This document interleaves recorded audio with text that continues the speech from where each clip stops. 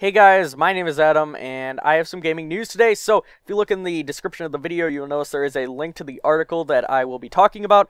If you are so interested, then you can go take a look for yourself, read it while I'm talking, whatever you want to do. I'll be giving you my opinions on it. Anyway, let's get right into it. The popular development studio behind the Hitman series, which is IO Interactive, has had to lay off almost half of their staff. Now, it's always depressing for me to read about development studios having troubles like this, having to lay off their staff or even go out of business just because they can't afford to keep the studio running. That's really bad, and it's something that I hate reading about because it really shows just how dangerous the industry is, shows how unpredictable buyers can be, and your consumers are really dangerous to work with. But anyway, let's talk about the most recent game developed by IO Interactive. That was Hitman Absolution. Hitman Absolution was it was actually a pretty good game. It received a lot of criticism for being more linear than the previous Hitman games. Now, if you take a look at what's iconic about Hitman, it is mainly the idea that there are a bunch of different ways you can get rid of your target. You can kill your target in a bunch of different ways, and they will not demand that you kill your target in this specific way. Well, Hitman Absolution was a lot more linear than people were actually looking for. I don't really know why they made this change, but the levels were more enclosed. They weren't really open world-esque. Now, don't get me wrong, Hitman has never really been extremely open world, but it was certainly more open than the Absolution game. That being said, it was not actually bad. There were still multiple ways you could get rid of your target, but once again, it was just not exactly what people were looking for, and that's fine. You know, game development studios don't have to get it right on the money every time. But in this case, it's kind of depressing to see that a development studio actually had to lay off a lot of their staff just because the game didn't do well enough. Now, what do I mean by well enough? This game actually sold pretty damn well. Now, when you attach Hitman to the name of your game, then it's going to sell pretty well. Hitman's a very iconic series, and people know a lot about it, and they'll buy it just off of merit. Now, Hitman Absolution was good, and the sales actually showed that. It actually got a fair number of sales, but why were they unable to turn a profit? Because that's what causes these development studios to actually go down the drain.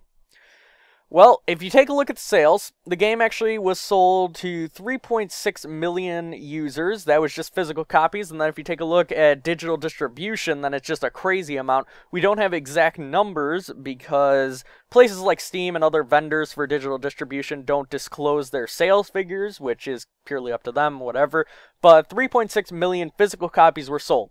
That's a lot of copies. Keep in mind that a lot of games hope to sell that many. But all of a sudden, we're reaching a point in gaming where development studios and publishers are pumping so much money into a game that 3.6 million physical copies isn't even enough to justify making it. And that just blows my mind.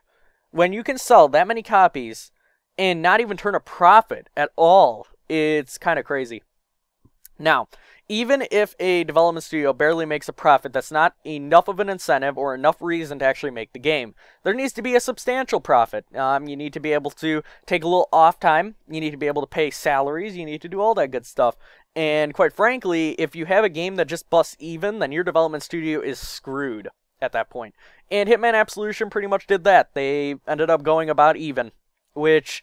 It's sad that stuff like this happens, but when a game can't make you money, then you don't really have a choice but to lay off some staff.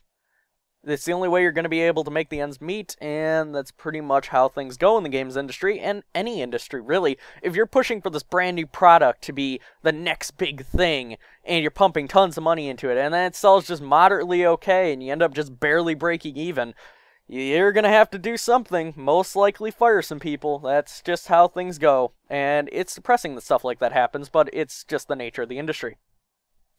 Now, what I really want to talk about with this is mainly the idea that so many copies are going to be sold and not even a profit is turned. It kind of boggles my mind, especially lately, because so many development and publishing studios are just throwing money at games. Now, we can't really do that. We need to keep in mind that the amount of money that's being pushed into games recently is just going up. But we can't actually sell enough copies in order to justify it.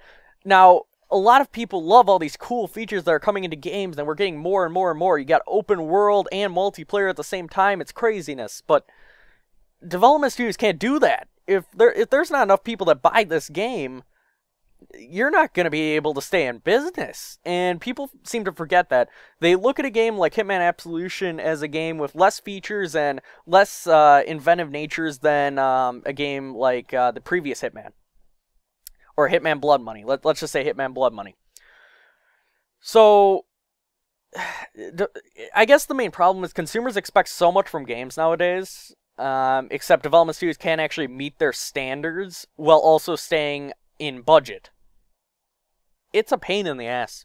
Because when you look at traditionally single-player games, let's say Assassin's Creed, for instance, which obviously is completely dedicated to story, and they're forced to add in multiplayer just to add in multiplayer.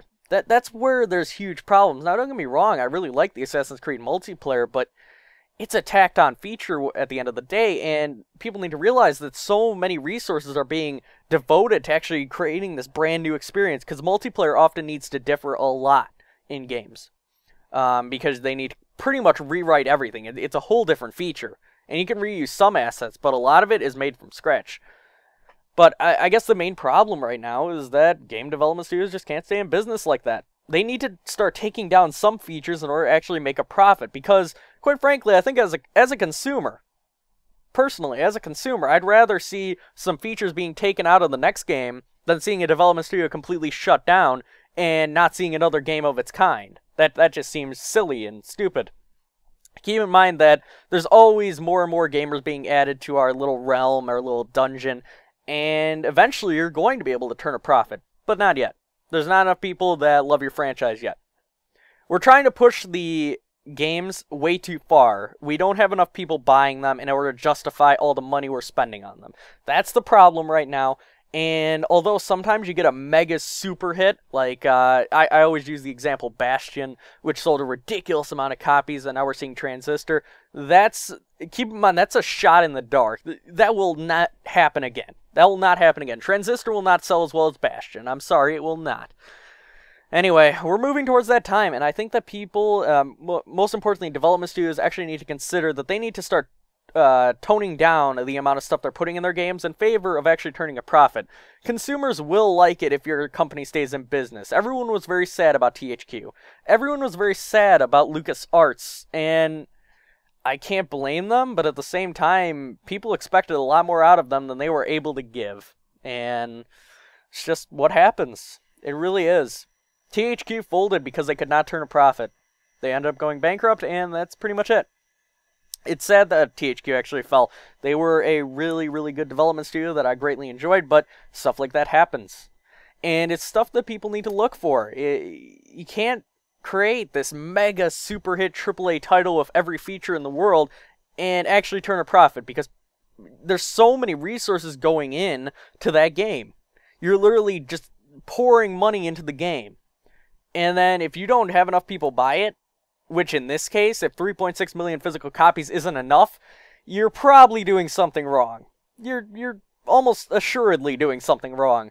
Now, I mean, if you look at today's industry, where we have games making money not just off of the sales after the game is made, you're seeing sales from early access, from people buying into beta, various stuff like that. So, I don't know. If game companies can't turn a profit with all of that in their favor, they need to start turning some features off. They need to start toning down their game a little bit and actually making a profit, because that will allow them to make more great games in the future. Now, don't get me wrong, I don't think that IO Interactive actually went into this thinking they would fail. Hitman's a very iconic series, and they probably thought they would be able to justify the amount that they poured into the game, but sadly that is really not the case. Oh well, this is a sad day. I don't like talking about people losing their jobs. It's never a fun time for me, but I guess that's how things go sometimes. Yeah. Anyway, there is a link to the article in the description. I said at the beginning, but whatever. Hope you guys enjoyed the video. I want to know all of your feedback down below. Pretty much anything with the games industry. What would you prefer? Would you prefer a ton of features in one game and then seeing a development studio pretty much close down because they can't afford it? Or seeing the features turned down and in favor of the game company actually making more games in the series. That's just what I feel personally. Also, keep in mind that with half of IO Interactive's studio laid off, it's very possible they will no longer be making Hitman games. It may go to a different development studio next time around, and we don't really know that. No one knows until the next game is announced, and then we'll figure out exactly who will be developing Hitman. It's very tough to stay in business after you take a huge cut in your staff like this. It's very tough to stay in business, but I don't think it's the end of IO Interactive. I just think that they need to reprioritize their various games and what they're spending money on. Anyway, hope you guys enjoyed, and I will see you in future videos.